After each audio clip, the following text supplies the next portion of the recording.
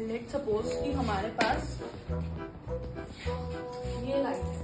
अगर मुझे इस पॉइंट पे चाहिए ये लाइट, है ना,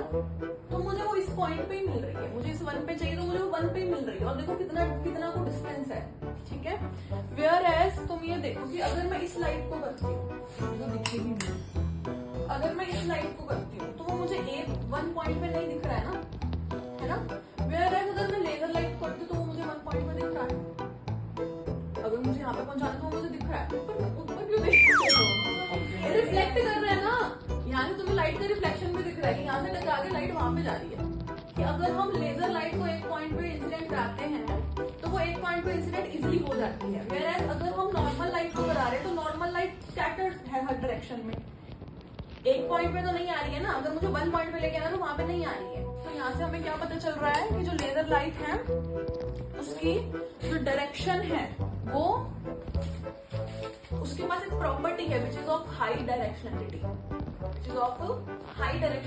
यानी कि मैं जिस डायरेक्शन में उसको भेजना चाह रही हूँ वो उसी डायरेक्शन में जा रही है, अगर मैं उसको यहाँ भेजना चाह रही हूँ तो वहां जा रही है, अगर उसको यहाँ भेजना चाह रही हूँ तो वहां जा रही है, किसी भी डायरेक्शन में भेजना चाह रही हूँ तो वो वहां आ रही है, वेयर अगर हमारे रूम में नॉर्मल लाइट्स है, अगर इनके पास हाई डायरेक्शनलिटी की प्रॉपर्टी हुई तो उस पूरे रूम में स्कैटर्ड नहीं होगी, स्प्रेड नहीं हो पाएगा, ठीक है। तो लेजर लाइट की सबसे पहली प्रॉपर्टी क्या है, it is of the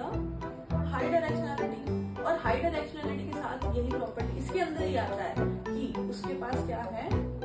high divergence है, कन्वर्जेंस है, कन्वर्जेंस, ठीक है। कन्वर्जेंस का क्या मतलब होता है, जब लाइट एक ही पॉइंट पे फोकस रहती है, तो ठीक है, लिख लो उसको।